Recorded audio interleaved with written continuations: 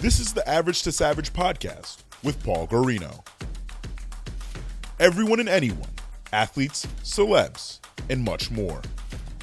What's up, everybody? I'm back for another episode of the Average Savage podcast. Our special guest today is Zach Moore. Zach, how's it going? Pretty good. Taking it day by day on this sunny day in AZ. I want to, first appreciate you for having me on. Yeah, no, I appreciate you coming on. Let's just go back in time a little bit. How'd you first start? How'd you first get involved in football? Interesting enough, you hear stories about players that have been playing since they were little kids, 6, 7, 8 years old. I didn't start until I was a freshman in high school. So my journey, to sports was a bit different. Never really grew up playing sports. I was real into cartoons and WWF wrestling and stuff. So I didn't really get into football until I was 15. Gotcha. Yeah, and then I know you went to a D2 school and you got drafted in 2014.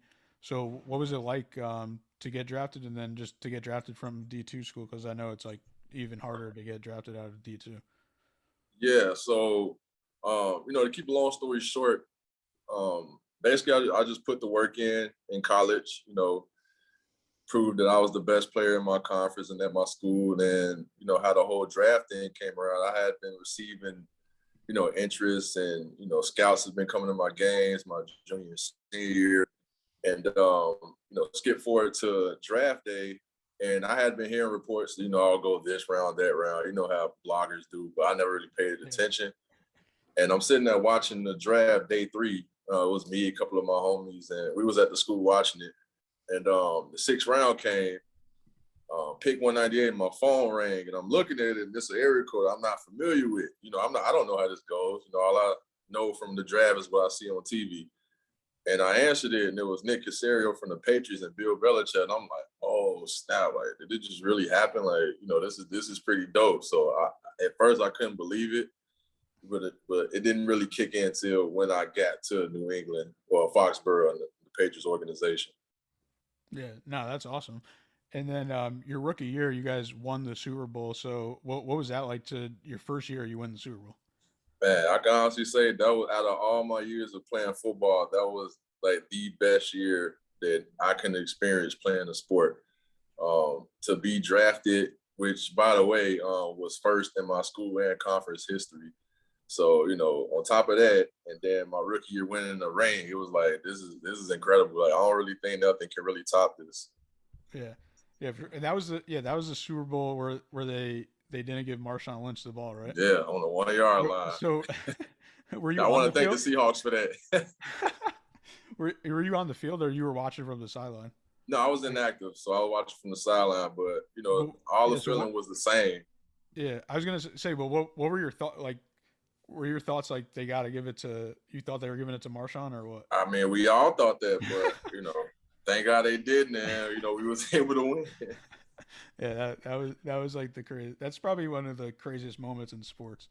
Yeah, definitely. And then, I know you were on a few different teams. You're on, I believe, 6 different teams. So what did you learn from just going from team to team and learning the business of the NFL? Yeah, I mean, just what you said, the business. Coming into the NFL, I didn't really think too much of it because this is all new to me. I'm the first person that I know of to actually go pro. So it's not like I had an older person I could talk to, or a big homie, a big brother in the NFL that's went through this to tell me or guide me to how this works. So everything I've learned has been through trial and error. And just the business side, it's cutthroat. That's something I had to experience. Like you said, I've been on 6 different teams, so I had to experience that, that many times. So once I saw the business side of it, everything else just made more sense. Yeah. Yeah, no, for sure. And and didn't you went the high school you went to, that's where Derrick Rose went, right? Yeah, Derrick Rose, Jabari Parker, Martez Wilson, Nate Palmer, we had a lot of guys come out of Simeon. Yeah, did you were in school when Derrick Rose was there? Yep, I was a freshman, he was a junior. Oh, that's crazy. Yeah. Small world, huh? Yeah, it's pretty dope. Shout out to him. And I know you're a mental health advocate. So can you tell me why mental health is important to you? Up until like I say recently, it's starting to be talked about a lot more, but in years past, it hasn't really been discussed in depth as to where it is now. And I think it's super important that, professional athletes or, student athletes in high school or college or even everyday people should always take into account their mental health because it's something that, if you don't keep it in check, it can really deteriorate everything else that's going on in your life. Um, I personally have a therapist. It's new to me, but I'm enjoying it, and I'm glad I actually, was able to muster up enough pride and courage to seek help. So I would say that mental health is definitely something that should continue to be expressed more. Yeah, no, for sure. And before I touch on the next question, I forgot to ask you, like, what was it like to get your first NFL sack?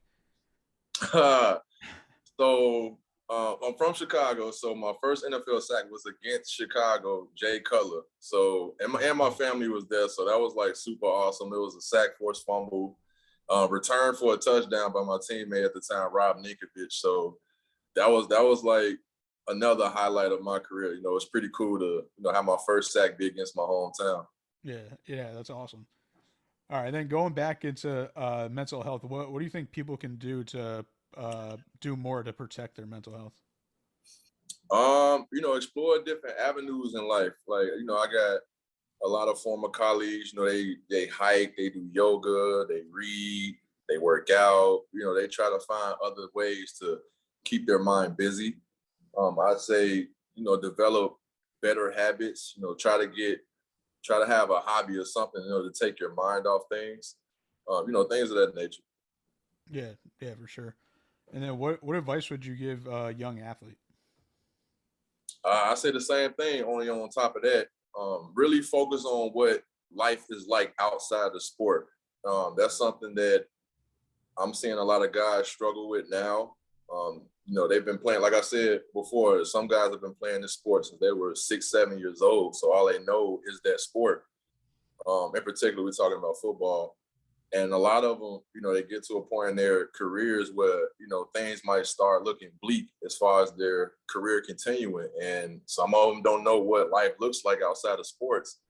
So I encourage the younger generation to find something outside of the sport that, can help, prolong your activity. Because once the game is gone, like, it's gone. Yeah, no, for sure. Yeah. Yeah, like what are you up to since retiring? Like I said, I've been exploring, different avenues like boxing, reading. I game, PS5 player. Um, I'm just trying to continue to figure out what life looks like after football. Yeah, So, it's starting to shape itself, but that's something I definitely harp on to everyone else dealing with this type of situation.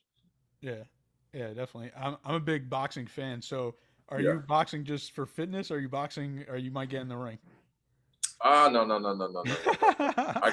I got out of one hurt business. I'm not going into another one. I box. I do it strictly for fitness. Gotcha. That's the only thing that's really challenged me outside of football. So, it's pretty cool. Yeah, yeah, definitely. Are you ready for some fun questions? Go ahead, let's do it. What's your favorite song right now? Well, I'm a big fan of Chicago rap music, so I like Lil Durk and King Von. They have a song called Twin Them, so that's like really on top of my playlist when I'm trying to work out. Yeah, definitely. What if you could do a jersey swap with a current player? Who would it be? So he's actually a rookie now. He got drafted out of the same college that I went to, Concordia St. Paul. His name is Chris Gary, outside linebacker for the LA Rams. So, it's cool to see somebody from my alma mater get drafted. Well, he went undrafted, but be on a team during the season.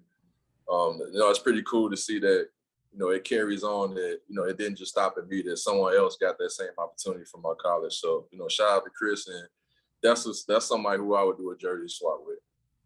Yeah, that's dope. Do you like know him personally? Yeah, we talk quite a bit. I met him So was like a couple years ago when I went up to my alma mater for a game. Real cool dude. You know, he's gonna have a bright future in the league, and you know, I can't wait to see his career going forward. Yeah, no, that's cool. Like you're paying it forward because you just mentioned before that, like you said, you didn't know anybody that went pro, and now Yeah, he has you to, talk yeah, to him. yeah. And we've discussed that, you know, a lot. You know, I gave him, you know, he knows that any type of advice he needs or wants to discuss, that you know, I have an open line of communication. But yeah, so far, you know, he's been keeping his head down. You know, been studying his craft. So you know, I'm happy to see that. Yeah, that's dope. And not to mention, I think the Rams new jerseys are like one of the top jerseys.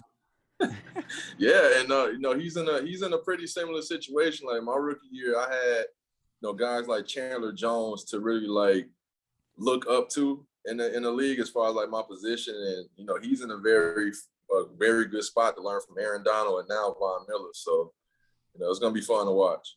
Yeah, definitely. And last one, what do you like to do in your free time?